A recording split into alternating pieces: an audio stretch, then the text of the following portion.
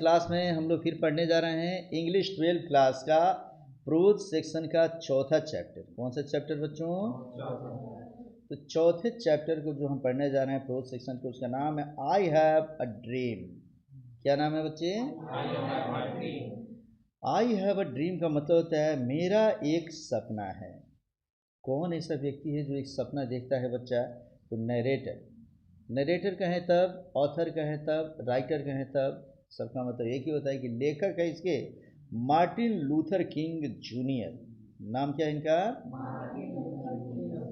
तो Martin Luther King junior जो है, उनको एक सपना आता है, वो सपना देखते हैं और उस सपने को ही इस चैप्टर में लिखते हैं और कहते हैं कि आई हैव अ ड्रीम। जैसे बच्चों तुम्हारे पिता तुम्हारे लिए सपना देखे होंगे, काश मेरा बेटा ऐसा होता कि कल कलेक्टर बन जाता और लाल बत्ती से जब आता, जब एक बार यहाँ का डीएम उसके सेवा में लग जाते, गांव भर के लोग फख्र करते ये लड़का या ये लड़की जो है ना एकदम गांव का नाम रोशन कर दिया, तो कितने फख्र से सीना तान कर उछलते। ऐसा ही सपना देखा है अमेरिका का रहने वाला यह समझो कि व्यक्ति, क्या नाम है? तो Martin Luther King Junior. Martin Luther King junior. जब भी कोई समरी लिखेंगे बच्चे तो उसमें राइटर के बारे में, नरेटर के बारे में 2-4 लाइन पहले ज़रूर लिखेंगे। जिससे बॉर्न, इनका जन्म कब हुआ था? 15 जनवरी 1929 को, 15 जनवरी 1929 ईस्वी को ये जन्म लेते हैं। कब? कहाँ पे? अटलांटा, जॉर्जिया, यूनाइटेड स्टेट्स में इनका जन्म होता है बच्चे। आ रहा समझ में ना? तो यूनाइटेड स्टेट्स के जॉर्जिया के अटलांटा में जन्म लेने वाले मार्टिन लूथर किंग, इन्होंने कई सारा एसेसिनेटेड कहते हैं, मतलब ये मृत्यु को भी प्राप्त कर जाते हैं। कब? 4 अप्रैल 1968 को। इस समय ये पदार्पण भी करते हैं बच्चे सेंट जोसेफ्स हॉस्पिटल मेम्फिस में। कहाँ पे? Saint Joseph Hospital Memphis. इस तरीके से वहाँ इनकी मृत्यु भी हो जाती है बच्चे।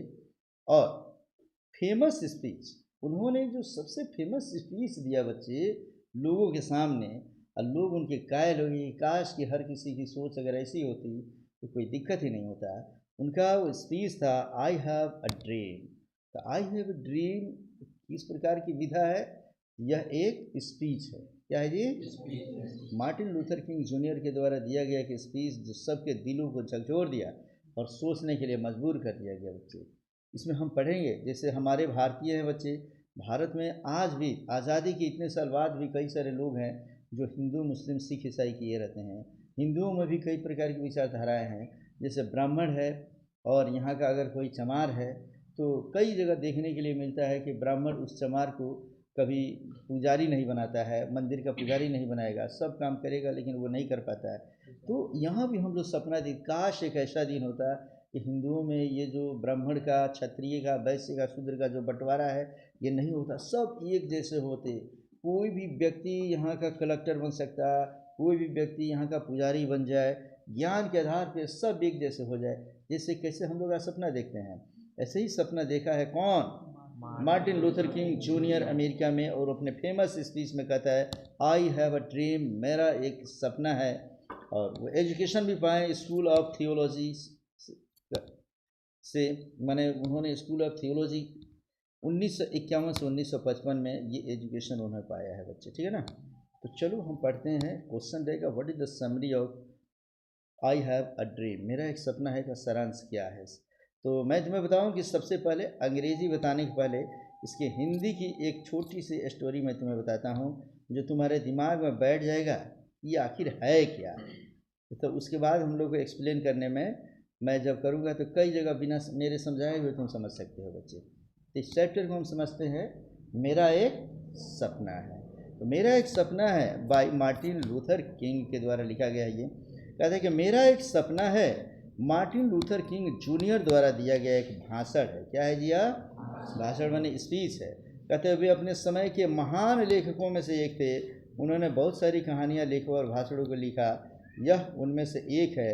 उन्होंने इस भाषण को बहुत ही अच्छे ढंग से प्रस्तुत किया है। जो भी राइटर होगा बच्चे, हम उनको ज़रूर लिखेंगे कि वे अपने समय के महान लेखकों में से एक थे, उन्होंने बहुत सारी कहानियाँ, लेख और भाषण को लिख दिया, यह उनमें से एक है। ये सब राइटर के बारे में लिखा जाएगा, ठीक है ना जी? कोई भी चैप्टर क्यों न हो, उस चैप्टर के लेखक की बड़ाई कर देना है। वे महान लेखक थे अपने समय के, उनके जैसा कोई दूसरा नहीं था। उन्होंने इतनी सारी कहानियाँ लिखी कि जब भी कोई पढ़ता है तो मन प्रसन्न हो जाता है। ये सब लिख देना है बच्चे, समझ में आ गया। पहला पैराग्राफ उनकी बड़ाई से हो जाएगा, उसके बाद थोड़ा उनका परिचय लिख देंगे हम इसी पैराग्राफ में। जैसे ऊपर उनका जन्म कब हुआ, मृत्यु कब हुई, किस देश के थे, इतना लिख लेंगे हम लोग। आगे लिखेंगे की समरी। देखो कहता है वे निग्रो जाति के जीवन के बारे में सपना देखे थे। जैसे हमारे यहाँ समझो कि लोग SC ST कैसे कर देते हैं और भेदभाव करते हैं कई सारे लोग। हिंदू होकर हिंदुओं में ही भेदभाव, मुसलमान होकर मुसलमानों में भेदभाव हो जाता है। ये सिख है, पठान है, तो समझो कि कोई अंसारी है, ऐसे करके। ये सब समाज की कुकृत्य हैं बच्चे, इसको दूर होना चाहिए। न तो इस संसार में कोई बड़ा होता है न कोई छोटा होता है, सब इक्वल है, ये सोच होनी चाहिए। ऐसी ही सोच रखते हैं कौन, मार्टिन लूथर किंग जूनियर। कहते यह नेग्रो जाति के जीवन के बारे में सपना देखे थे। क्या देखे थे जी, उन लोगों का जीवन अमेरिका में बहुत ही कठिन था।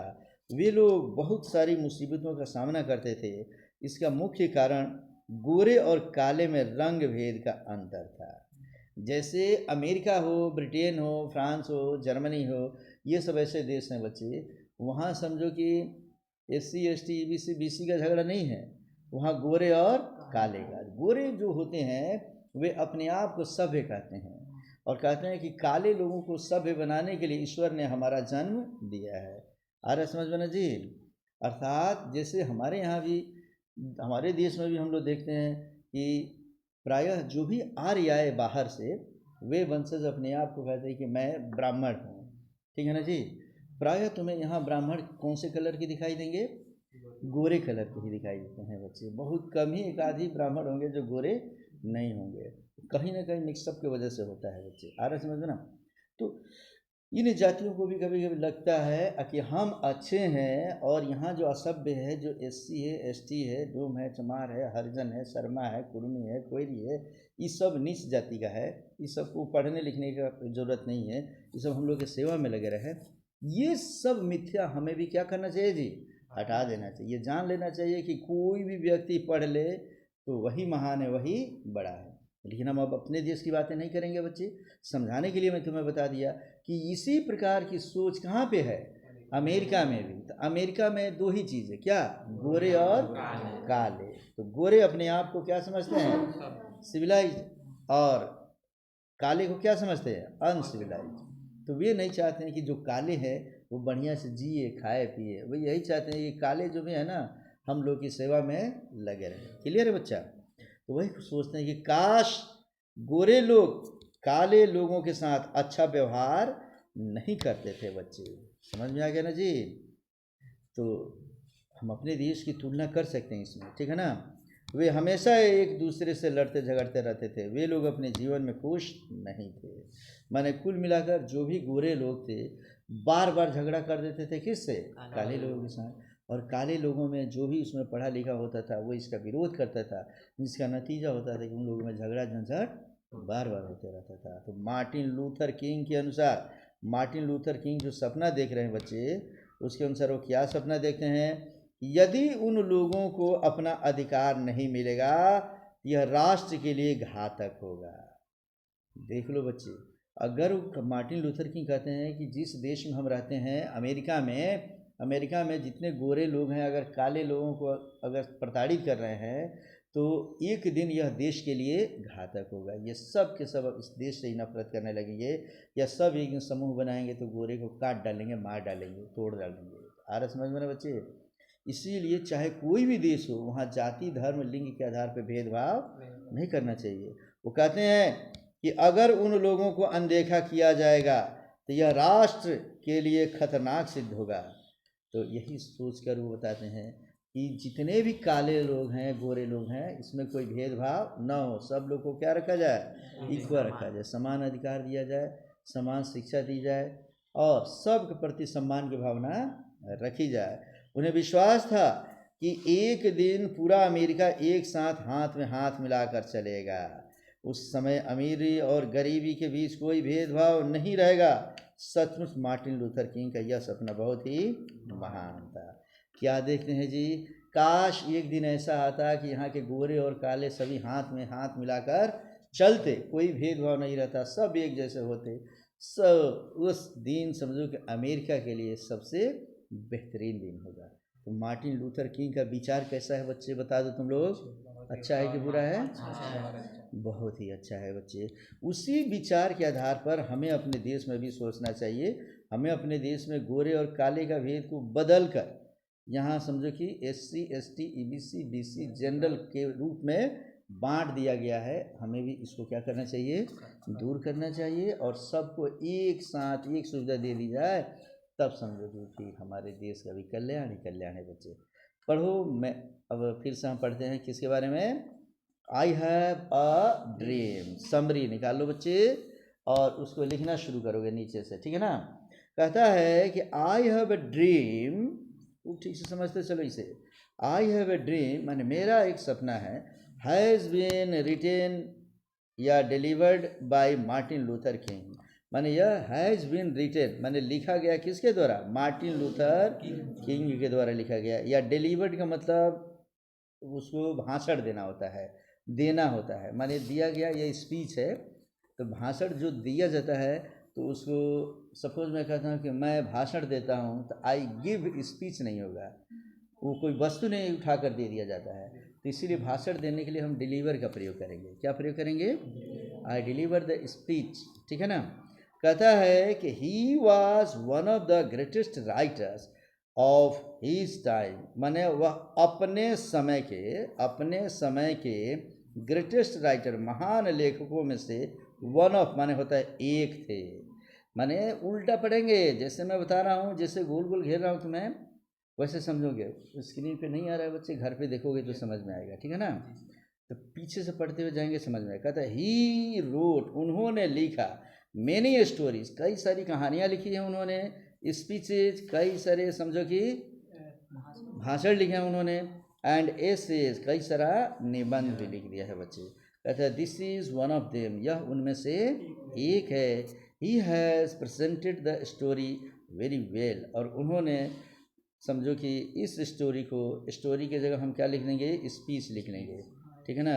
उन्होंने इस स्पीच को बहुत ही अच्छे तरीके से, वेरी वेल माने क्या होता है, बहुत ही अच्छा, बहुत अच्छे तरीके से इन्होंने प्रेजेंट किया, प्रस्तुत किया है। तो ये क्या कहते हैं मार्टिन लूथर किंग जी, अभी हम लोग पीछे पढ़े थे ना, पढ़ते ही ड्रीम्ड, मतलब उन्होंने सपना देखा था, क्या, द लाइफ ऑफ निग्रो, किसके बारे में, निग्रो के जीवन के बारे में उन्होंने क्या किया, ड्रीम्ड माने सपना देखा। ड्रीम का सेकेंड फॉर्म होता है, पास्ट पार्टिसिपल रूप होता है ड्रीम्ड। जैसे वर्ब के 3 रूप में पढ़ते हैं ना, जैसे read read read, write wrote written, go went gone, तो दूसरा रूप है ड्रीम का क्या, ड्रीम्ड। तो आगे कहता है कि life was very pitiable in America, माने लाइफ वाज माने जीवन था, क्या था जी, अमेरिका में, वेरी पिटिएबल बहुत ही दयनीय था। It means the life of Negro was very pitiable in America, America में निग्रो जाति के लोगों का जीवन काफ़ी दयनीय था। पिटिएबल माने क्या समझेंगे जी, दयनीय। दयनीय किसे बोलते हैं, दया दृष्टि से जिसका जीवन चलता हो बड़ी मुश्किल से, और दूसरे की कृपा हो तब चलेगा, नहीं तो नहीं चलेगा। अरे तुम्हें पढ़ने ही नहीं दिया जाए, तुम्हारा अधिकार ले लिया जाए, तो मेहनत मजदूरी करके ना जीवन काटोगे तुम लोग। इसी तरह कहता है कि दे faced a lot of problems, जो निग्रो जाति के लोग होते थे, दे फेस्ड, उन्हें सामना करते थे वे किस चीज़ का, अ लॉट ऑफ प्रॉब्लम्स, बहुत सारी समस्याओं का। अ लॉट ऑफ एक फ्रेज है जिसका मतलब होता है ढेर सारी, बहुत सारी, जैसे अ लॉट ऑफ प्रॉब्लम्स, ढेर सारी समस्याएं। ए लॉट ऑफ प्रॉब्लम्स की जगह मान लो मैं कहता अ लॉट ऑफ मनी, ढेर सारे पैसे। ए लॉट ऑफ फैसिलिटीज़ मतलब ढेर सारी सुविधाएं। अ लॉट ऑफ बुक्स माने ढेर सारी पुस्तकें। अ लॉट ऑफ डिजीज, ढेर सारी बीमारियां। डिजीज माने क्या समझेंगे, तो ए लॉट ऑफ नॉलेज, ढेर सारा नॉलेज, ज्ञान। जैसे मान लो कहता हूँ कि मेरे पास ढेर सारा ज्ञान है, I have a lot of knowledge, आ रहा है समझ में ना।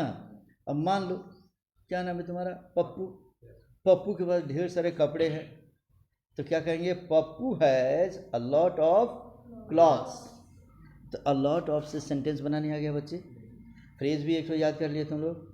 आगे कहता है the main cause was distinguished between black and white. इसका द मेन कॉज, मुख्य कारण उनके झगड़े का क्या था जी, तो कहता है डिस्टिंग्विश्ड माने भेदभाव करना। डिस्टिंग्विश माने क्या होता है, माने वहाँ पे भेदभाव करते थे बच्चे, किसके किसके बीच, ब्लैक एंड वाइट, काले और गोरों के बीच वहाँ भेदभाव हुआ करता था बच्चे।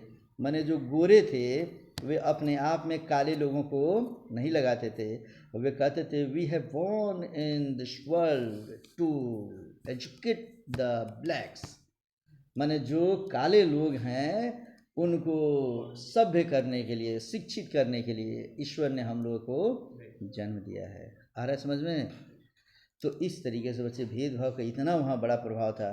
कहता है द वाइट्स माने जो गोरे थे did not behave with blacks very well, माने वे काले लोगों के साथ, यहाँ वेरी वेल लिख लेना बच्चे, वेरी वेल, बहुत अच्छे तरीके से बिहेव माने व्यवहार नहीं करते थे।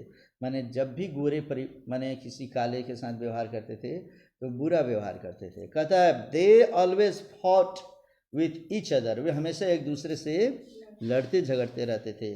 They were not happy with their life, ये उन लोगों के जीवन से खुश नहीं थे।